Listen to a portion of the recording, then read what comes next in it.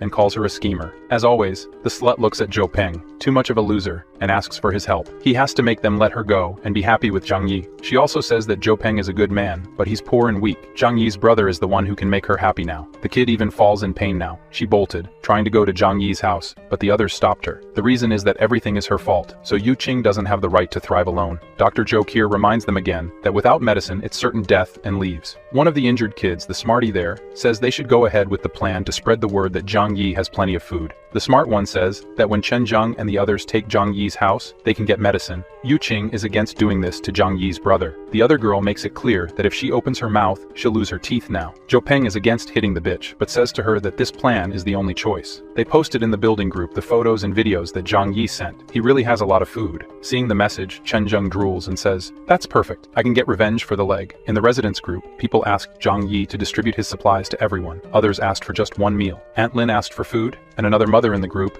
asked him to be her son's godfather. Seeing these requests, Zhang Yi sends an audio message to the group. "I'm eating those listening. He really said he wouldn't feed animals and wouldn't help anyone anyway." Ignoring them all, Zhang Yi looks at the snow falling outside the window and thinks, staying home every day is boring. It would be nice to use the snowmobile store to take a ride around. Suddenly, the phone receives a message from Dr. Zhou Kier. She says her medicine and food ran out, and if he wants to negotiate. In her previous life, she died because she gave her last food to a mother with a hungry baby, and she starved to death. Zhang Yi remembers her as a good person, but says that the smarter the woman, the more dangerous she will be. Zhang Yi doesn't want to leave anything to chance and end up dying again. He replied, "I can provide supplies, but you need to trade something for them." Seeing the message, Zhou Kier says he can give her food for participating in a consultation with her. Look how cute she is, thinking she doesn't even know this guy. And now, Zhang Yi says instead he can provide medicine and food, but she needs to do him a favor. Zhang Yi needs her to be his spy and inform him of the residents' plans. The deal is that, accepting it or not, it's her choice to follow the crowd and die like everyone else or stand by his side. She wonders for a moment if this is right, but decides to accept. The first step is taken, guys. Our Zhang Yi has a lot of food, but lacks food, doesn't he? Then the smart guy with glasses sent a final threat.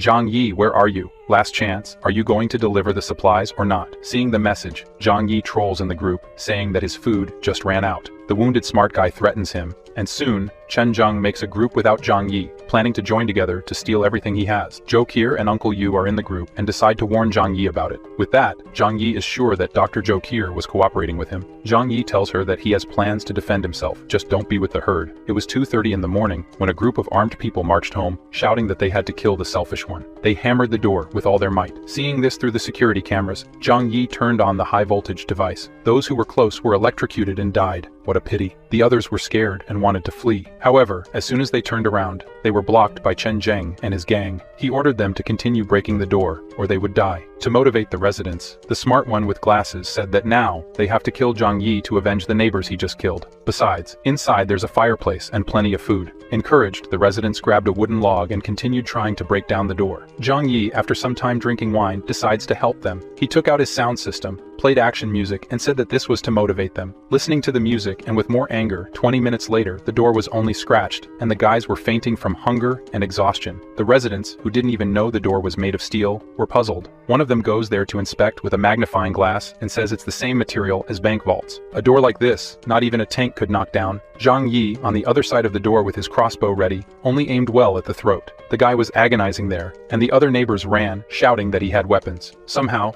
Zhang Yi hit the people who weren't even facing his door. The technology mysteries that, behind the door, Zhang Yi felt no guilt for it, just self-defense. The smarty with glasses who survived after calming down says he has a plan. The door is steel and thick, but the wall is still made of cement bricks. The neighbors seemed to understand and started hammering the wall next to the door. Cracks began to appear in the wall, and then a metallic sound with an impact occurred. The guy with glasses lost fear of the arrows on the side of the door and went to check. The walls are also lined with steel. Everyone was shocked. Why on earth would someone put steel in the walls? Someone who knew this situation was going to happen. They tried to break several other places in the walls, and every corner had metal. They went to the apartment above and below his, and as expected, there was metal everywhere. This miserable man has an impenetrable fortress. Without tools, it was impossible to drill through the walls. The neighbors realized that Zhang Yi must have known about the apocalypse to have built such a complex fortress. Everyone was in despair, saying that Zhang Yi was selfish and only thought of himself. Two residents looked at each other hungrily, and for a second, thought about eating each other. But it passed. One of the neighbors says he remembers that his apartment's balcony is made of glass. This idea made everyone excited again.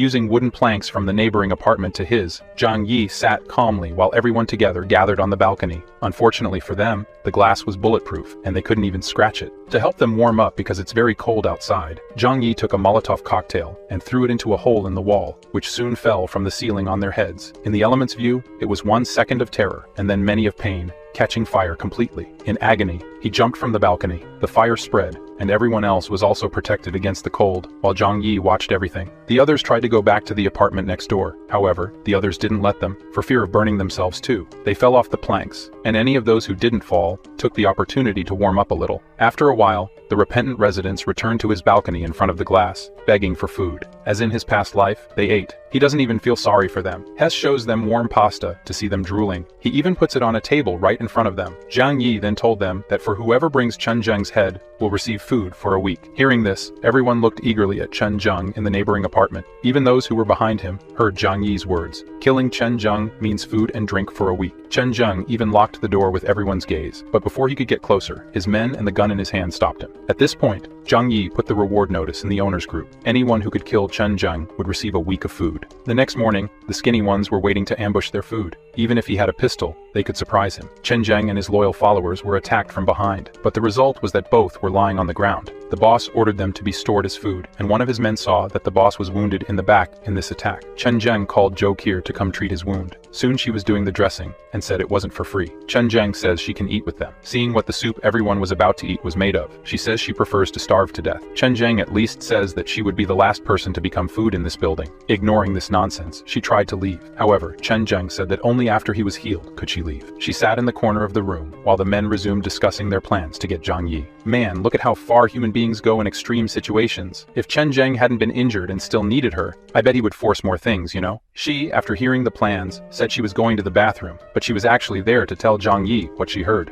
Later, Chen Zheng's men went to the neighboring apartment to get food and steal. They let them in and didn't imagine the food was for them. With a blow to the head of the couple, they killed them, but to make sure, they hit more. Chen Zheng tells our doctor that he can't have predators around his house, as they might try to hunt him down. Zhou Qi is starting to see how things are. In the house where the friends of the slutty Yu Qing are, they had to remove the arrows without any medicine. Everyone has serious infections. Maybe the cold is taking away some of the pain. Zhou Peng asks his cousin to try to convince Zhang Yi one more time, but she says it's useless. There's no way. Days go by, and Zhang Yi only eats and sees Chen Zheng afraid of being ambushed again. As he eats more and more, Zhang Yi calls Zhou Qi to ask about her situation. She says Chen Zheng went crazy. Everyone's food ran out. They're invading houses every day to kill everyone and search for food, besides keeping the dead for later. She hasn't eaten anything for days and asks if he can save her. He thinks for a moment that she's very useful for being a competent doctor. In the post-apocalyptic world, doctors are treasures. So, Zhang Yi says she can come to his house after doing one last thing. A while later, Zhou Peng goes to pound his door, desperate. He says his love, Yu Qing, is starving. He went to Zhang Yi's door, asking for food for the girl who used and rejected him. Zhang Yi also says that tetanus is already advanced in him. Medicines won't work anymore. As he walks back home, he remembers he never even held Slutty's hand. So instead of waiting for death, he ran to Yu Qing's room, kneeled down, and asked her to marry him. She, disgusted, threw him away. The loser grabbed her by the neck, saying they'd get married in hell then. She slapped him in the face, saying she belonged to Zhang Yi. Zhen Peng then says he'll have to go to hell to get her. Then we go back to Dr. Zhou Qi. She told the men she would make a decent meal for them today. They won't even notice it's not regular meat. Pleased, they thought she forgot about pride. She tells them she doesn't want to die as much as they do.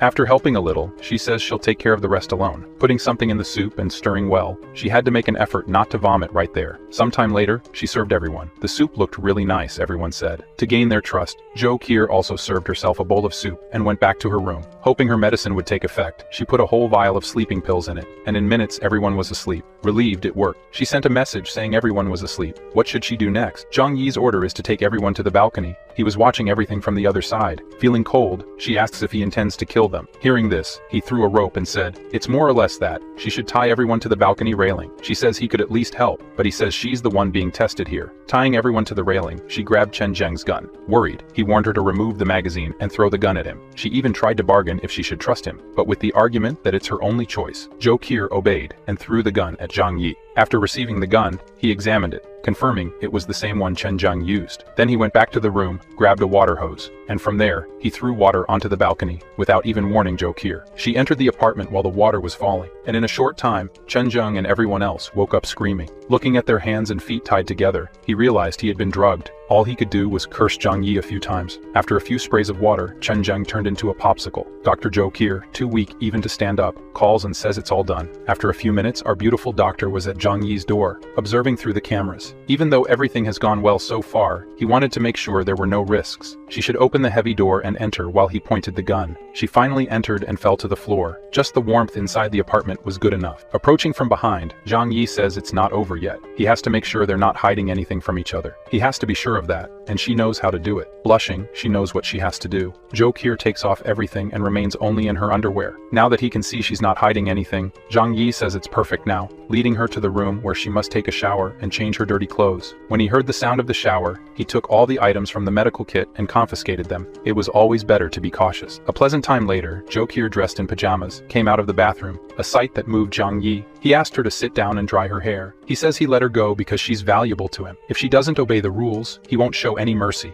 Her room will be that one. From now on, you'll live there. Without my permission, you're not allowed to wander. She was aware of the consequences. Zhang Yi says that in this chaotic world, the best thing she did was join him. To reinforce the trust between them, Zhang Yi decides to reveal his secret and ensure Zhou Kier's loyalty. In this house, she can see that there is no food. The reason he is so prepared for everything is that he has a power nobody knows about. He took bread from the dimensional storeroom in front of her. If she betrays or kills him, she will no longer have food and will starve to death. Seeing this, he understood how Zhang Yi was living so comfortably. She ate and even cried with emotion, almost choking with such haste. Now that she is clean, without hunger or thirst, Zhou Kier will be responsible for all household chores. Before she could accept, the scoundrel interrupted, asking what else she could offer. Being an intelligent person, she knew what he wanted. Zhang Yi's eyes even widened with the sight. Besides companionship and help with the tasks, now they would be a couple. Like any couple, they would have their moment of exercise together, and our beautiful doctor, Zhou Kier, would have plenty of food. The next day, looking at Zhou Kier still sleeping, Zhang Yi says she must have been very tired from last night. Having a woman around when they can't leave the house anymore is very pleasant. She dressed, and they went to have breakfast, a life with more luxury than before the apocalypse. Zhang Yi threw one of the special cold coats to her. Going outside, Zhang Yi said she still has work to do. He handed her the baseball bat, even though she helped freeze the guys outside. Now Zhou Kier must go there and destroy the frozen bodies. Without explaining why, she went there without hesitation and started to bash the popsicles. Meanwhile, Zhang Yi filmed all the hard work of the doctor. Not caring about being filmed, she continued to hammer. The purpose of the recording was to send it to the residents group and show everyone that Chen Zheng, the guy who was terrorizing everyone, is now in pieces. The people in their homes didn't even think to criticize or ask why the doctor was there. They just praised and celebrated. Pleased with how things turned out, Zhang Yi received a call from Yu Qing. Zhang Yi says he didn't know she was still alive. The girl with a crazy look says she heard about Chen Zheng's death and is now ready to be his woman, and that he must be with Zhou Kier because he thought she was dead. Her friends behind her were ready to kill the girl, and they both heard the screams from the other side. Zhang Yi took advantage of this to mess with her mind even more, sending a picture of Zhou Kier saying that she was his fiancée. When she saw the new message, she broke free from the two girls and ran to the phone, just to see Zhang Yi and his girlfriend. The girl went insane, saying that she loves Zhang Yi more than anyone. However, Zhang Yi threw it in her face that she doesn't matter, and who he loves is the one with him now, and hung up. The poor girl's friends didn't even want to hit Yu Qing anymore. Their anger was at the girl going to live with Zhang Yi and them getting screwed, but now they're screwed together. Satisfied with how much she suffered, Zhang Yi asks his little girlfriend if he was too cruel. She says that whether he was or not doesn't matter. He has his reasons. She also heard of him for the first time when she went to help the two girls, and how they seemed crazy. If Zhang Yi did what he did, it's right. A person in the building in front decided he couldn't take it anymore, and decided to fulfill his dream of jumping from the building, but that didn't even impress the two. Shortly after Zhang Yi's phone rang,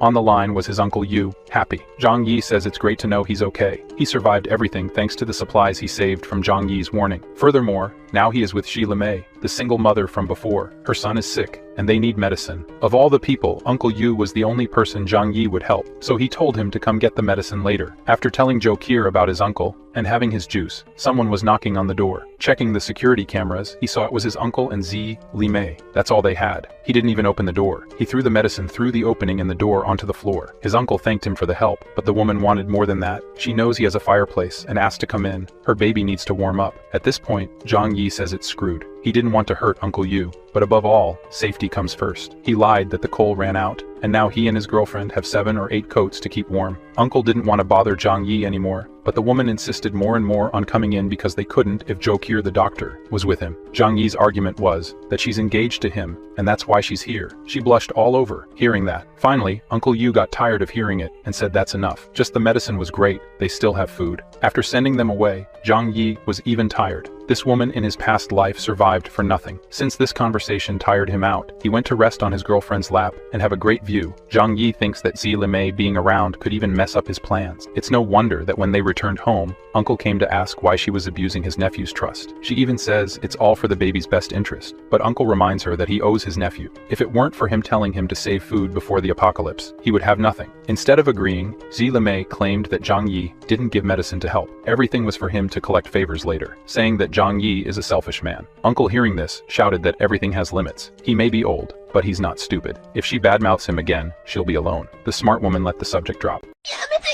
The following morning, people from another building dug a tunnel under the snow to Zhang Yi's building. Everyone they encountered was seen as enemies, and the first unlucky one received a single shot and flipped over. They were aware of the sturdy door and brought dynamite to open it. One of them lit it, ran, and the damage from the explosion was done. The absurd noise of this explosion woke Zhang Yi up, and he quickly went to check what was happening. Through the cameras, he saw construction workers who lived nearby. They came to check, certain that the explosion would destroy the door, but nothing happened. Angry at this attempt to take what he had, Zhang Yi retaliated maliciously. A grenade simply solved their cold problem. After warming them all up, Zhang Yi used his Glock and put several to sleep. His bullets were running out because his ballistic supplies were few, and this confirmed to him that people from other buildings must know about his stockpile and are coming after it too. These explosions and shots left our lovely doctor frightened. After all, there's only one place in the world where it's normal to hear these noises every day. Embarrassed, she disguised it and went to do her job. Now it was clear to Zhang Yi that he should take action. In the residents group, everyone was asking about the noise from before. Zhang Yi, smart as always, said it was residents from another building who tried to blow up his house and were soon going to rob the others, but he kicked them out of the building and some from this life. Everyone thanked Zhang Yi for this. He called his uncle to get more information. This group that came now is from building 26 and is led by someone named Wang Tianfang. The uncle's information is that he did the same thing Chen Zheng did in this building, overturned the residents, took control of the place, and also stole food. Zhang Yi made it clear to his uncle that he overturned many, so they will come back for revenge and try something, so they must unite the neighboring residents and defend themselves. Then, speaking only with Zhokir, Zhang Yi said that the neighbors, if given the chance, will stab him in the back. She must take on the mission of gathering information about the other buildings groups together with Uncle Yu. Only 2 days passed, and now she was dressed as a maid and reporting everything her intelligence service found out. Stop looking in the wrong place and pay attention. Zhokir explains that the strongest groups dominating the neighborhood are the group from building 26 that came here 2 days ago, and another group from building 21. Still, a group from 2 other buildings must have strength, but they haven't done anything yet. With just this, Zhang Yi deduced that the residents of the other buildings have already turned on each other instead of uniting and are no longer a threat. Grateful for the good work, he tells her to continue collecting information, and for some reason, she blushes, perhaps thinking something else would happen. The same group from building 26 returned to the building, and this time they started overturning people from the other apartments in the building and left the message that until Zhang Yi leaves, all the building's residents will die. Soon, this news spread and disrupted our couple's exercise. The building's residents were demanding that Zhang Yi take action. Seeing this, that anger returned. He sent texts and audio messages saying that everyone's life means nothing to him, and they must defend themselves alone. Shortly after, Zhang Yi called his uncle, saying that now it's his turn to shine. In the building group, he said that the gang from building 26 is only 20 people. If they join forces, they can fight against them. Speaking, everyone agreed that they had to do it. He also said in the chat that he hasn't been eating well for days. The only one who is young, strong, and well-fed is Zhang Yi. He is the only one with the strength to lead everyone. With this, Zhang Yi sent a message in the chat that he can help everyone face the rival building as long as everyone follows his orders. Everyone said they accept following orders that don't endanger their lives. Calm in his home, eating better than us. Zhang Yi says they'll have to take the risks. Yes, otherwise, they should just wait for the group from building 26 to come and kill everyone. With Uncle Yu on one side encouraging them to agree to follow Zhang Yi, they accepted to obey. To motivate the hungry, he mentioned that there are vehicles that can travel outside in the snow. If they confront the group from building 26, he can fetch food for them. All the neighbors agreed to obey everything, even the most dangerous things, hoping not to be killed by the neighbors, and mainly to gain food. Now everyone agrees to put Zhang Yi as the leader of the building. Now that everyone sees him as a savior, Zhang Yi will make his first exploration outside. With his special cold vests and clothes, he won't have any problems. When Zhokir was about to say she would go with him, Zhang Yi said no. She should never leave the apartment, and he trusts her 100% to stay here without him. But as soon as he leaves, the scoundrel snaps his fingers and makes all the supplies in the apartment disappear. He descends to the 4th floor of the building, and through a window there, he manages to jump outside. So, the snow is already 4 stories high. Anyone who tries to walk here ignoring the cold would sink into the snow somewhere and perish. Fortunately, he had stored a snowmobile in his dimensional space. Someone in one of the buildings saw the scene. I don't know if they saw saw him pulling a snowmobile out of nowhere or just saw him riding it. Sometime later, he reached where he wanted to go, the Tianhui City Police Station. Breaking the glass, he entered without difficulty. His goal is to get more weapons and ammunition. Deeper into the police station, he found the officers on duty, without warm clothes or heaters. The first night of freezing was the last for them. Zhang Yi shows his respect for the officers and says they were once the heroes who protected the city. As he covers the bodies, he finds the keys to the place. With them, he can open everything here, even the weapons room. Upon entering the place, it's heaven for many people. There are all kinds of weapons and ammunition to choose from. He just put everything into his dimensional loot space. Zhang Yi says that now he needs to get food for his cannon fodder. He returns to his snowmobile and walks to where the shopping mall should be. Digging into the ground, he found the ceiling of the place. Breaking the glass and walking through the place, he stole everything that could be useful. In the supermarket, all the fruits were frozen solid by the cold, as were the meats, but this would serve those who don't even have land to eat. He threw into the bags what could be salvaged and returned to his snowmobile. Upon returning to his building, the leader of Building 26, watching him manage to go out and get food, was green with envy and eager to steal that snowmobile. Furthermore, all the residents of the building who heard the noise of the snowmobile also saw it. Uncle Yu saw that his nephew managed to return with more food. He was delighted. Zhang Yi made it clear to everyone that it was extremely difficult to go outside in such cold weather and find food buried in the snow. Uncle Yu shouted, calling Zhang Yi a hero. With this spoiled food and the gun in hand, he ordered that everyone who chooses to take food must be ready to obey his orders. The residents of Building 26, as expected, came after, saying to hand over the food or their lives. His first order was that right now, they will steal their food, go there and eliminate them. Everyone who makes a kill will receive food for 5 days. Just hearing that they could get 5 days worth of food, everyone went crazy and attacked the gang member from Building 26. They couldn't understand how the weak and fearful people suddenly went so crazy. They were overwhelmed. Zhang Yi and his fiancée watched everyone defeat the enemies and celebrate their victory. Some who survived fled back to Building 26. And the wounded on our side, Zhou Qier knew she could save them, but she knew she would need to spend medicines and food just out of kindness. She also gave up because she knew Zhang Yi wouldn't allow it. I ask here now, do you think Zhang Yi is a villain or just an anti-hero or, I don't know, just does what it takes to survive? Because from now on, he starts to use all people in a very cunning way. He gathers everyone and congratulates them. Those who were MVP and had the most kills received their bonuses. This was premeditated to encourage everyone to strive for him. One by one, they obeyed the guy with a gun in hand and owner of the food. No one had happiness on their faces. But when it was the turn of someone Zhang Yi saw slacking off, he scorned and kicked a candy to him. He complained that this wasn't fair because he would only receive that. Zhang Yi questioned if he had the courage to complain still. The guy did nothing and just stayed behind, shouting and attacking. Those who received less food and were sad are now happy to know that there are worse off people. Trying to argue, Xu Hao said there were many people fighting and he couldn't find a way to join the fight. Zhang Yi made it clear he didn't care. Only results matter. Angrily, Xu Hao insisted that Zhang Yi was treating him specially. So Zhang Yi gave the order and 2 neighbors held the discontented guy. He just shouted, asking what happens to those who disobey the boss's orders. After making it clears what happens to those who complain, the guy taken as an example had the candy in his hand. Zhang Yi stepped on it, grabbed the candy and the poor guy's hair, and made it clear that work equals food. No work equals no food. He ordered Zhou Qier to store the rest of the supplies, since everyone had taken their shares. In the middle of the crowd, he heard a familiar voice. Fang Yu Qing and her bloodsucker friend were dragging themselves underneath. They said they hadn't gotten their food yet, and if big brother Zhang Yi hadn't forgotten about them. Zhang Yi, humble as always, said he hadn't forgotten about them. Zhou Qier stored the food, because there wasn't enough for the 2 of them. Fang Yu Qing, crying, asked why he didn't like her anymore after all these years. With a slap, he told her to get away. He never liked her, and is now engaged to the wonderful Zhou Qier. One of the women said that she was a gold-digging slut. Zhang Yi agreed, saying she always deceived rich boys to take their money. The guy who had just been humiliated said she had used him many times before. Then the other men said that if they had known she was selling herself before the apocalypse, they would have taken advantage too. After being humiliated so much, she fled. For some reason, 2 men grabbed the bloodsucker friend and dragged her somewhere else. By their expression and covering her mouth, I imagine they went to feed her. For her, Xu Hao, for telling about Fang Yu Qing, received something better to eat and now swore he would do better for the master. After the show, Zhang Yi began to organize the building's fortification. In the building, there are 47 people in total. Now, excluding Zhang Yi, Zhou Qier, Uncle Yu, and his wife, Shi Limei, the people form 6 groups of 7 people each and take turns guarding the building's stairs 24 hours a day. When enemies arrive, they should shout, make noise, and alert everyone. Uncle Yu, being a former army veteran, will organize all the groups. Back in the comfort of home, Zhang Yi was studying something, and Zhou Qier asked, if it starts to snow now, what will happen? As he took his weapons out of the dimensional loot storage, he said, they're in winter. They'll be stuck for at least a month until the snow melts. Besides, in the apocalypse, the biggest danger isn't the weather, but people. Now, with this weapon, he has a chance to fight enemies without leaving home. He noticed through the scope of the weapon that some people were heading to the garage of his building. They're definitely going after the snowmobile that Zhang Yi pretends to leave there, but actually puts in the loot storage. Uncle Uncle Yu called Zhang Yi saying the defense team was properly organized and asking not to take seriously what Zhang Yi said last time they went to get medicine. She's a chatterbox after all. Zhang Yi said he didn't care but asked if Uncle wanted to raise someone else's child. In difficult times, strong men are very valuable, and he could get any woman he wanted. But realizing Uncle's discomfort,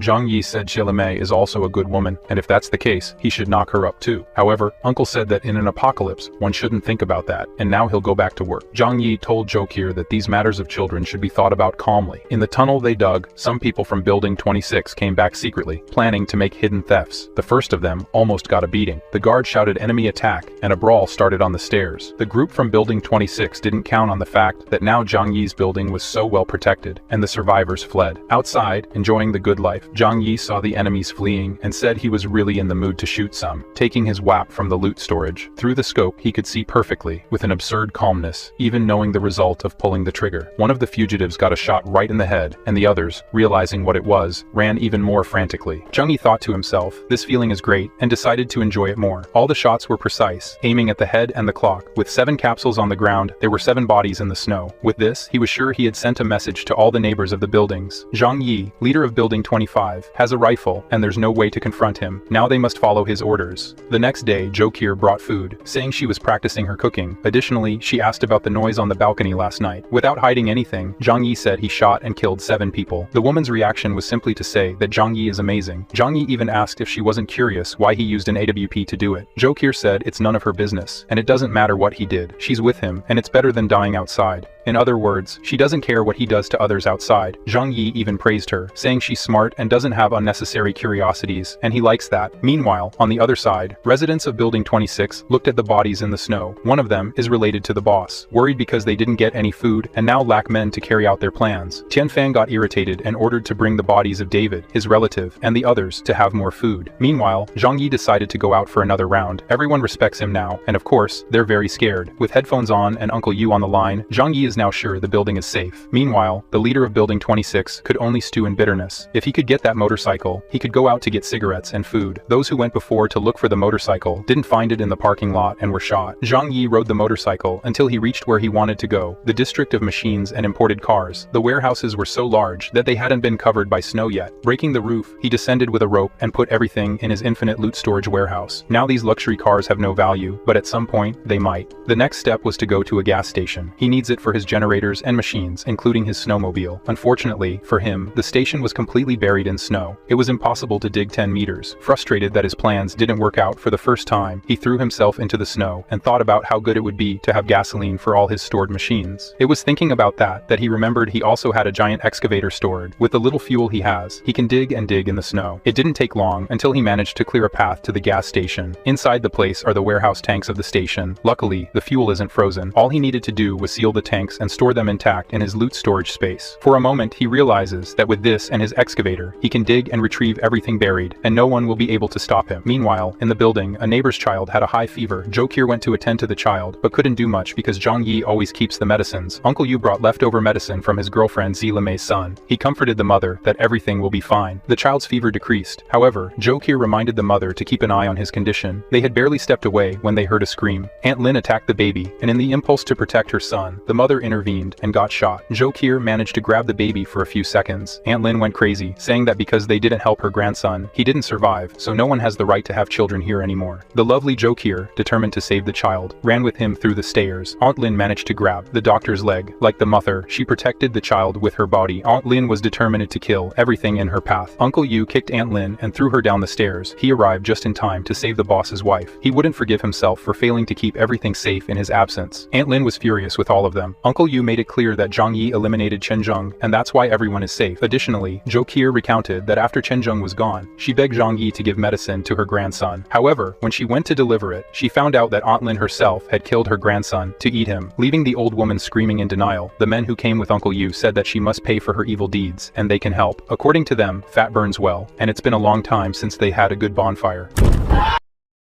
Subscribe for next episode.